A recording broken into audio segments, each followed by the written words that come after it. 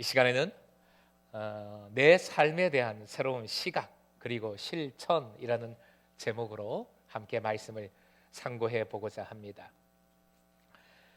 미국의 국민 화가 그랜마 모지스를 지난주에 소개해 드렸어요. 어떤 분은 감동이 된다, 나도 이제 그림을 좀 시작을 해보겠습니다 라고 하는 분도 있으신 것 같아요. 이 모지스는 88세에 올해의 젊은 여성의 선정이 되었고요, 93세에 타임즈 표지 모델이 되었어요. 100세 이후에 그린 그림이 한 250여 점 되는데 101세에 모지스가 별세를 했지요.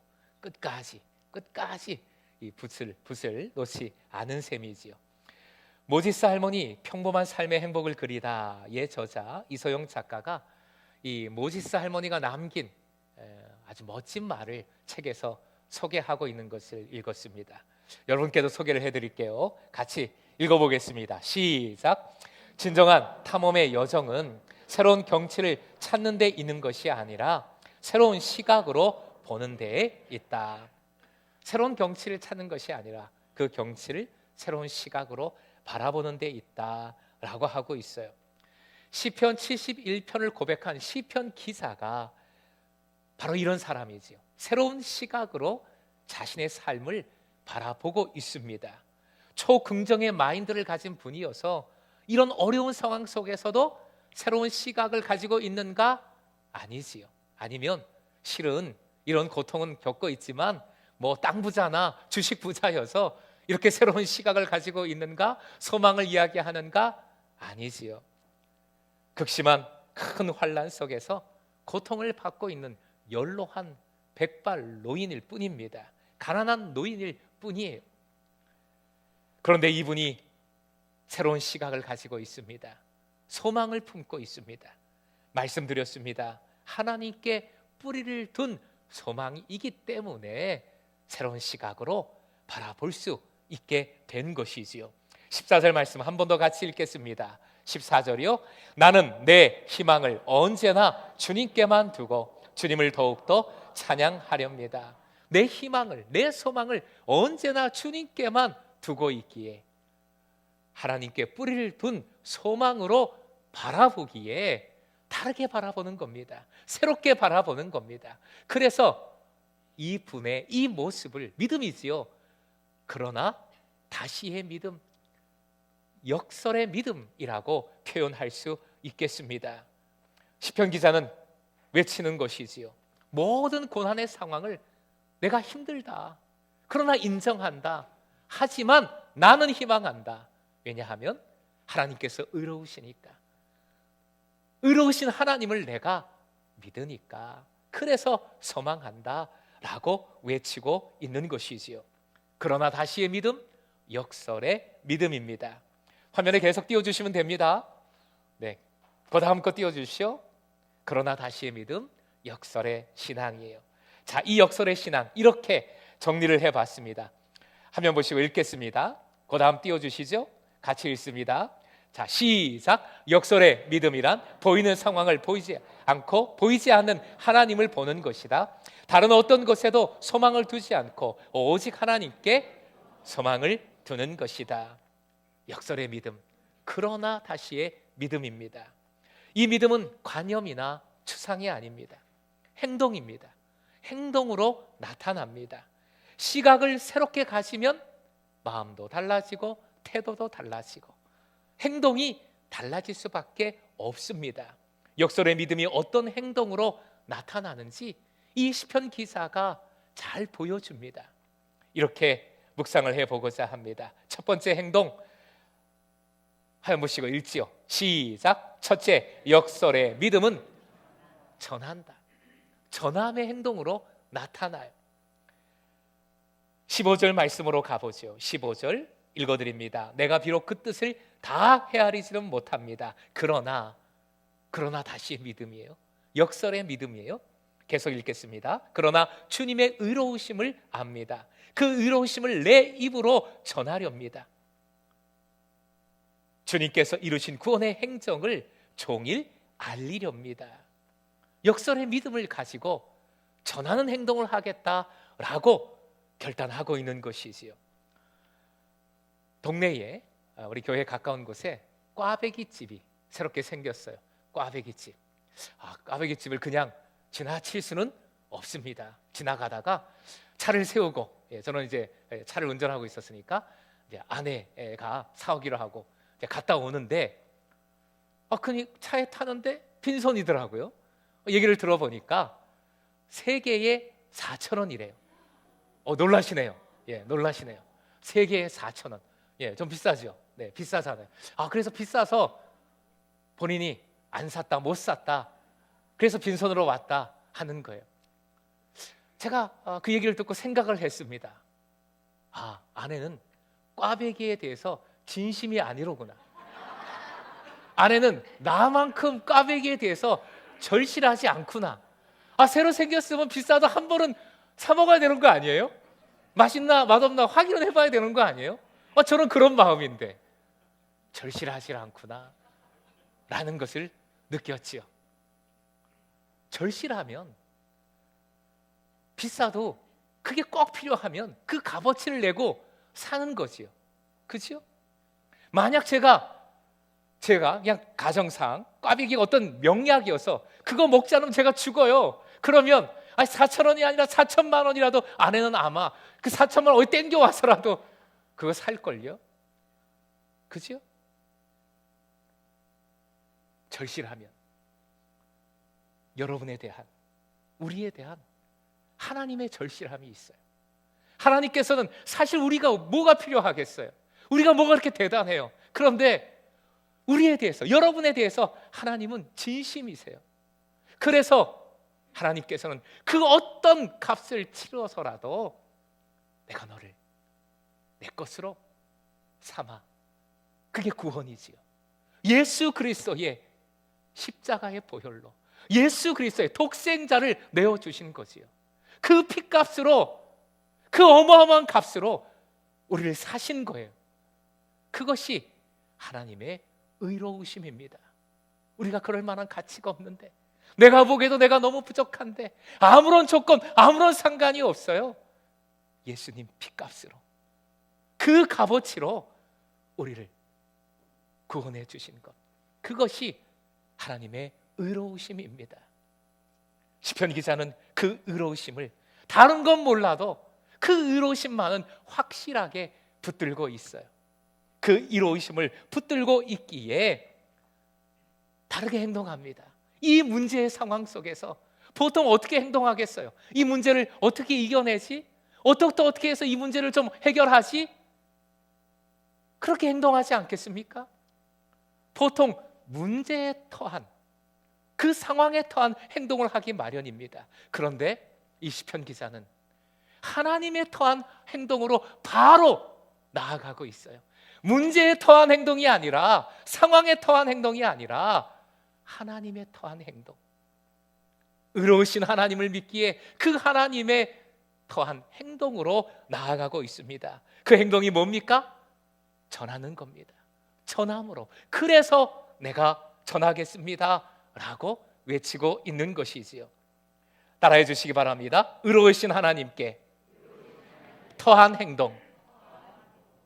그 행동이 뭐라고요?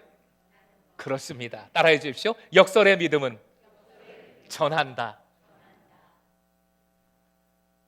극악한 상황을 이기는 승리가 오직 의로우신 하나님께 달려 있음을, 그것만은 알기에, 그것을 소망하면서 의로우심을 전하는 행동을 하고 있는 것입니다. 두 번째 행동은, 역설의 믿음은 기억과 감사로 예배한다. 예배하는 행동이에요. 같이 읽겠습니다. 화면 보시고 시작. 둘째, 역설의 믿음은 기억과 감사로 예배한다. 역설의 믿음이 전하는 것이다. 전하는 행동으로 나타난다 말씀드렸어요. 그러면 어떻게 전하겠는가? 오늘 말씀을 보니까 찬송함으로 전합니다. 찬송으로 전합니다. 그런데 22절, 내가 찬송하는 나의 하나님은 곧, 따라해 주십시오, 이스라엘의 거룩한 주. 화면 보시고 한 번 더요. 시작. 이스라엘의 거룩한 주. 이스라엘 공동체잖아요. 나 혼자 찬송하는 것이 아니라 사실은 이스라엘의 하나님을 함께 찬송하는 거예요. 더 확실한 표현이 16절에 나옵니다. 16절 말씀 같이 읽습니다. 주님, 내가 성전으로 들어가 주님의 능력을 찬양하렵니다. 우리가 가진 성경에는 성전이란 말이 나오지는 않지만 내가 주 여호와의 능하신 행적을 가지고 오겠사오며, 어디로 가지고 오겠다는 거예요? 바로 성전입니다. 주님, 내가 성전으로 그것을 가지고 들어가 주님의 능력을 찬양하렵니다. 성전의 찬송, 함께하는 찬송, 성전의 찬송 뭐예요? 바로 이 자리 예배입니다. 예배를 뜻하는 거예요. 공동체의 예배입니다. 예배를 통해서 전한다는 겁니다. 그리고 그 공동체에서 찬양하렵니다 했는데 그 원어 단어를 보니까 자카르라는 단어예요. 그것은 손바닥에 새긴다, 어떤 그 정 같은 것으로 돌에다가 깊이 파서 새기는 것을 뜻합니다. 절대로 잊지 않는 기억을 의미합니다. 결국 어떤 예배인가? 기억의 예배. 주님께서 그 의로우심으로 내게 어떤 일을 행하셨는지 예수 그리스도의 그 피를 기억하는 예배, 그리고 그 구원의 은혜를 감사하는 예배, 기억과 감사의 예배를 드리는 거예요. 그것이 전함의 구체적인 행위입니다. 이번 브릿지 집회, 목요일 금요일 브릿지 집회에서 강사 목사님 신형섭 우리 장신대 교수이신데, 목사님이 전한 말씀의 핵심은 다른 것이 아니라 예배였어요. 예배. 특히 본인 가정이 무려 16년 동안 한 번도 거르지 않은 가정 예배, 16년 동안 한 번도 거르지 않았대요. 대단하잖아요. 그 가정 예배 정의와 그 방법에 대해서 얘기할 때 참 많은 도전을 받았어요. 제가 3월 중순쯤 되면 여러분을 떠납니다. 멀리 떠납니다. 저를 찾지 마세요. 하지만 7월 중순이면 돌아올 거예요. 안식년을 갖게 됩니다. 그 안식년의 초점이 회복인데요. 회복, 여러 가지 회복이 있겠으나 가정의 회복이 큰 초점 이슈입니다. 그런 마음을 가지고 있는데 이 예배에 관한, 가정 예배에 관한 말씀을 들으니까 정말 큰 도전이 되더라고요. 그분이 가정 예배의 정의를 이렇게 내렸습니다. 화면 보시고 한번 보시죠. 가정 예배란, 같이 읽을까요? 시작. 가정 예배란 가족이 함께 하나님을 기억하고 감사하는 것. 가족이 함께, 공동체죠. 가족 공동체가 함께 하나님을 기억하고 감사하는 것. 그래서 대단한 형식이나 뭐 필요 없다는 거지요. 한 8분, 한 10분 하나님을 기억하고 감사하는 것을 하나님께서는 예배로 받으신다는 거예요. 이게 예배의 정의입니다. 오늘 말씀과 똑같아요. 하나님을 기억하고 그 하나님을 감사하는 것, 찬양하는 것, 함께, 그것이 예배지요. 우리 금성교회의 예배의 정의, 똑같이 예배의 정의를 내릴 수 있습니다. 그 다음 거 보여주십시오. 같이 읽어볼까요? 시작. 금성교회의 예배란 금성교우들이 함께 하나님을 기억하고 감사하는 것. 이게 예배의 정의예요. 우리 교회가 모두가 함께 모여서 함께 하나님을 기억하고 감사하는 것. 이 예배를 통하여 전하는 것입니다. 이 예배는 한마디로 말해서 그냥 이 시간에만 끝나는 것이 아니죠. 그죠? 영성입니다. 삶이에요. 하나님을 기억하고 감사하는 예배의 삶을 살아가는 모습이지요. 그 삶으로 전하는 것입니다. 23절로 가보죠. 23절 같이 읽습니다. 시작. 내가 주님을 찬양할 때에 내 입술은 흥겨운 노래로 가득 차고 주님께서 속량하여 주신 나의 영혼이 흥겨워할 것입니다. 두 번째 줄에 주님께서 속량하여 주신 그랬습니다. 다른 말로 표현하면 의로우심.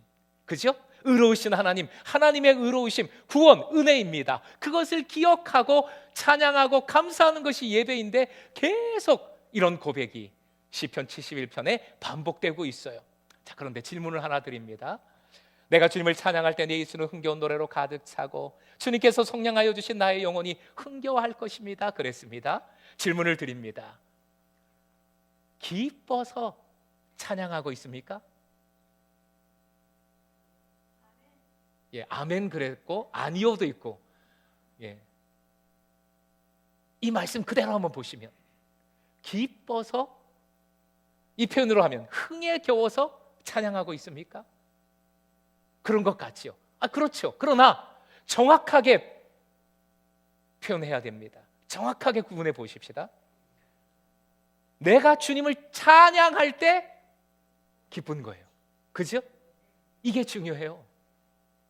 즉, 내가 좋아서, 좋은 일이 있어서, 기뻐할 일이 있어서 할렐루야 찬양하는 것이 아니라, 지금 이 시편 기사 연로한 가운데 목숨까지 위협받는 그 심한 고통 중에 있어요. 그런 고통 중에 내가 찬양합니다. 그 찬양 속에 의로우신 하나님께 역사하여 주셔서 진짜 흥겨운 고백으로 가득하게 채워주실 줄 믿습니다 라는 고백이잖아요. 시간이 많아서, 시간이 허락돼서, 너무 바쁜 게 좀 괜찮아져서, 건강이 회복되어서, 여건이 허락되니까 이 자리에 나와 예배하는 게 아니에요. 예배하니까, 주님께서 주신 그 의로우신 은혜를 붙들고 예배하니까 좋아하시는 겁니다. 그 고백이에요. 뭐로 전한다고요? 예배함으로. 무슨 예배라고요? 기억과 감사의 예배입니다. 나를 핏값으로 사주신 그 의로우신 하나님을 기억하며 감사하며 예배하는 거예요. 좋아서가 아니라, 여건이 되어서가 아니라, 그렇게 찬양하고 감사하고 기억하고 예배하는 겁니다. 무조건 예배하는 겁니다. 그 예배를 통해 기뻐하게 해주시고, 심지어 흥에 겹게 해주신다 했어요. 흥겹게 해주시고, 더 좋게 해주시고, 다시 이끌어주시는 은혜가 반드시 있게 되는 줄로 믿습니다. 그리고 이 표현에 나의 영혼이라고 했어요. 나의 영혼, 무슨 영적인 찬양, 영적인 예배, 그 영적인 것 오해하지 마십시오. 영적인, 나의 영혼이라는 것은 내 삶 전체를 뜻해요. 내 전심, 전인, 내 삶 전체, 결국 내 삶 전체 상황 속에서 먼저 예배하고, 먼저 기억하고 감사함으로 찬양할 때 내 삶 전체를, 삶과 삶이 모여 있잖아요. 우리 전체를 다시 회복시켜 주신다는 약속의 말씀인 줄 믿습니다. 세 번째 행동이 있어요. 세 번째 행동, 역설의 믿음은 이렇게 행합니다. 화면 보시고 함께 읽습니다. 시작. 셋째, 역설의 믿음은 미래 세대를 예배사로 세운다. 갑자기 미래 세대가 나와요. 역설의 믿음은 전하는 것이라 했습니다. 어떻게 전하는가? 기억과 감사의 예배로, 예배의 삶으로 전하는 것이라 했습니다. 그렇다면 누구에게 전하는가? 물론 이 예배는 하나님께 드리는 예배지요. 그런데 전함이 된다 했을 때 누구에게 전하는가? 누구에게 증거하는가? 18절 말씀 같이 읽겠습니다. 18절 시작. 내가 이제 늙어서 희끗희끗 인생의 서리가 내렸어도 하나님 나를 버리지 마십시오. 주님께서 팔을 펴서 나타내 보이신 그 능력을 오고 오는 세대에 전하렵니다. 자, 두 번째 줄 끝부분에 주님께서 팔을 펴서 나타내 보이신 그 능력, 뭐라고요? 의로우심, 주님의 구원, 주님의 은혜, 나를 핏값으로 사주신 그 은혜, 그 의로우심, 그것을 갑자기 오고 오는 세대에 전하렵니다 라고 고백하고 있어요. 누구에게 전하는가? 이 시편 기자는 그 연로함에도, 그 극악한 고통 속에도 나르들을, 미래 세대를 바라보고 있습니다. 품고 있습니다. 여기서 오고 오는 세대에 전하렵니다. 오고 오는 세대라고 했는데 이 표현을 묵상해 볼 때 가슴이 뛰어요. 가슴이 벅찹니다. 오고 오는 세대, 마치 미래 세대가 주님께로 오고 나오고 예배하고 그래서 참된 예배자로 세워지는 그런 모습을 상상케 만드는 표현입니다. 금요일날 밤은 개인적으로도 참 기뻤어요. 행복했어요.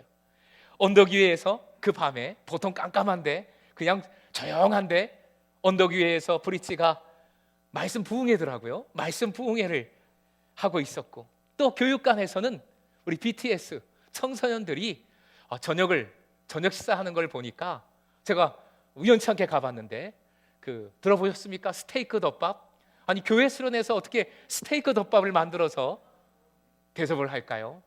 근데 요리사가 있더라고요. 스테이크 덮밥을 만들어서 그 식사를 함께 나눈 BTS가 그 시간에 예배를 드리고 있었어요. 예배를 드리고 있었습니다. 마침 감사 목사님이 브리스들에게, 그 모인 이들에게 현재 상황을 짚어주시는데, 뭐 통계든지 뭐 구체적인 그런 여러 가지 지표들, 현재 상황을 짚어주시는데 그 중에 자녀 세대, 즉 청소년들 복음화율이, 뭐 저도 종종 말씀드렸는데 3.8%라고 소개를 했어요. 3.8%. 근데 3.8% 그러면 실제적으로 피부에 잘 이렇게 와닿지는 않잖아요. 굉장히 작은 숫자인데 어떤 의미일까? 실제 있는 일입니다. 500명이 학교를 다니는 500명의 학생이 있는 미션 스쿨, 그 미션 스쿨에 선교부장, 제가 선교부장 출신이거든요. 선교부장을 뽑지 못하고 있답니다. 왜요? 500명이 다니는 학교인데 선교부장을 뽑지 못한대요. 왜요? 500명 중에 교회 다니는 아이가 하나도 없어서. 그 3.8%의 의미는 그런 의미예요. 우리가 보통 미전도 종족, 한 번도 복음을 듣지 못한 저 아프리카 구석구석의 그런 아프리카 부족들, 숨어있는 부족들을 미전도 전도 종족이라고 하거든요. 그 미전도 종족의 복음화율이 5%예요. 근데 그 이하잖아요. 그러니까 그런 일들이 실제적으로 일어나는 거지요. 그 얘기를 듣고 제가 BTS 쪽으로 건너갔어요. 건너가니까 마침 예배 중이고 목사님이 설교하고 있는데 아이들이 그 앞에 이렇게 반원을 그리고 앉아 있더라고요. 한 줄 원을 그려서 앉아 있어요. 세어보니까 BTS 청소년 아이들이 교회에 온 아이들이 무려 7명. 아니죠, 11명. 무려 11명. 교사가 7명이었어요. 나중에는 17명이 됐다 그러더라고요. 뭐 친구도 그래서 둘째 날 얘기 들어보니까 17명, 무려 17명. 제가 뒤에서 그 11명의 그 청소년 아이들의 그 뒤통수를 바라보는데 3.8%가 머리에 왔다 갔다 하면서 그 아이들 뒤통수가 진짜로 빛이 나더라고요. 금빛이 찬란하더라고요. 얼마나 귀한지.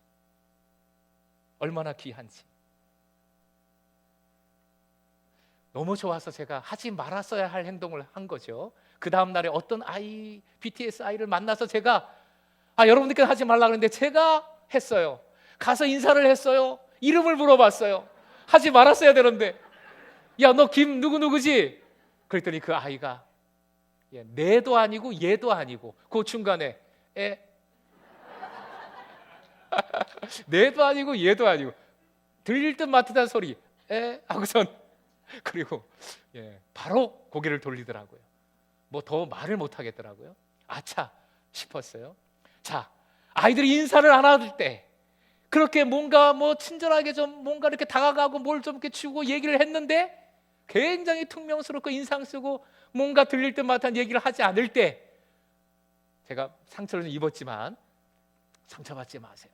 이런 버릇없는, 그렇게 생각하지 마세요. 왜 그렇습니까? 아이들이 부끄러워서, 어른들을 대하기가 아이들이 우리가 생각하는 것 상상 이상으로 힘들어서 그런 것이다. 이해해 주십시오.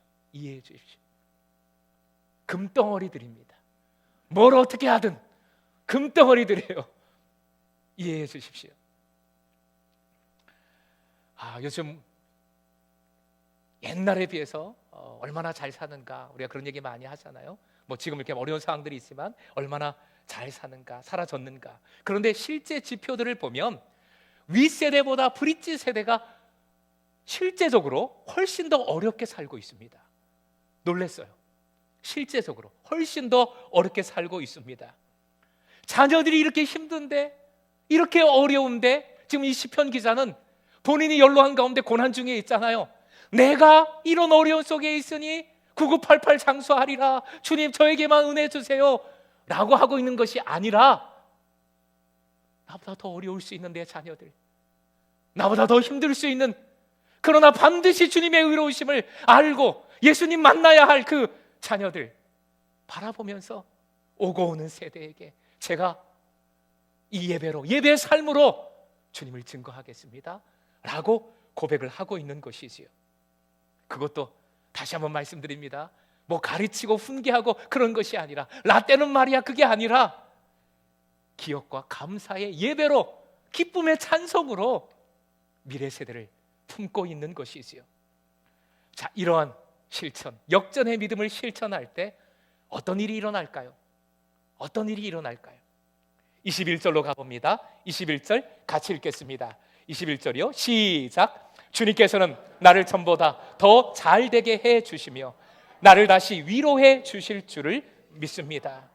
다시의 은혜예요.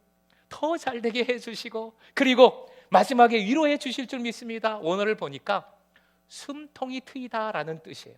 숨을 쉬게 된다라는 의미입니다. 그래서 샬롬, 평안하다라는 뜻을 가지고 있어요. 주님의 의로우심 속에서 다시 소망을 품고 다시 새로운 시각으로 다시 실천할 때 숨통이 트이게 해주신다, 평안을 주신다는 말씀입니다. 신약의 말씀에도 놀라운 약속의 말씀이 있죠. 로마서 15장 13절이요. 같이 읽습니다. 소망의 하나님이 모든 기쁨과 평강을 믿음 안에서 너희에게 충만하게 하사 성령의 능력으로 소망이 넘치게 하시기를 원하노라. 소망을 품는 자, 더 소망이 넘치도록, 더 기쁨이 넘치도록 역사해 주신다는 약속의 말씀입니다. 늙음은 낡음입니다. 더군다나 고통 중에 늙음은 부셔짐과 똑같습니다. 견딜 수가 없는 아픔이고 고통입니다. 하지만 좀 더 넓게 생각을 해보면 우리 인생의 모습이 다 그렇지 않습니까?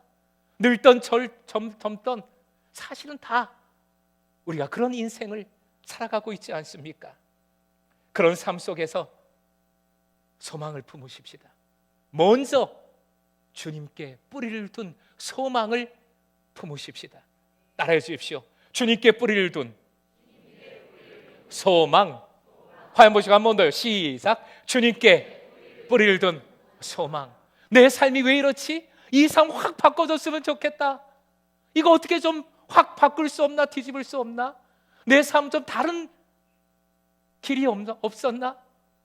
이 고통, 이 아픔 어떻게 하나? 새로운 경치를 찾지 마십시오. 오히려 주어진 경치를 새로운 시각으로 바라보십시다. 그리할 때 새로운 소망, 새로운 길, 새로운 역사하심을 반드시 보게 해 주실 줄 믿습니다. 새로운 시각, 새로운 실천을 낳습니다. 우리가 이제 새롭게 할 실천, 사실 새로운 게 아니잖아요. 새로운 마음으로 실천하자는 거지요. 이 세 가지 같이 읽겠습니다. 우리의 다짐으로 시작. 주님의 의로우심을 전하자. 함께 주님을 기억과 감사로 예배하자. 미래 세대를 품고 예배자로 세우자.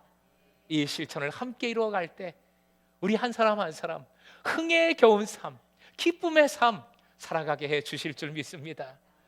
제가 역설의 믿음 그러면 여러분이 새로운 시각이라고 외쳐주시기 바랍니다. 주고받는 표입니다. 역설의 믿음, 새로운 시각, 새로운 실천. 네, 뭐 별게 다 나옵니다. 네.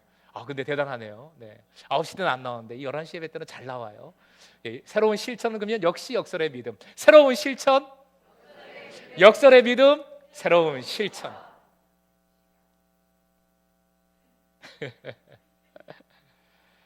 의로우신 하나님께 소망을 둔 새로운 시각, 새로운 실천으로 역전의 승리를 누리는 여러분 되시길 주님의 이름으로 축원드립니다.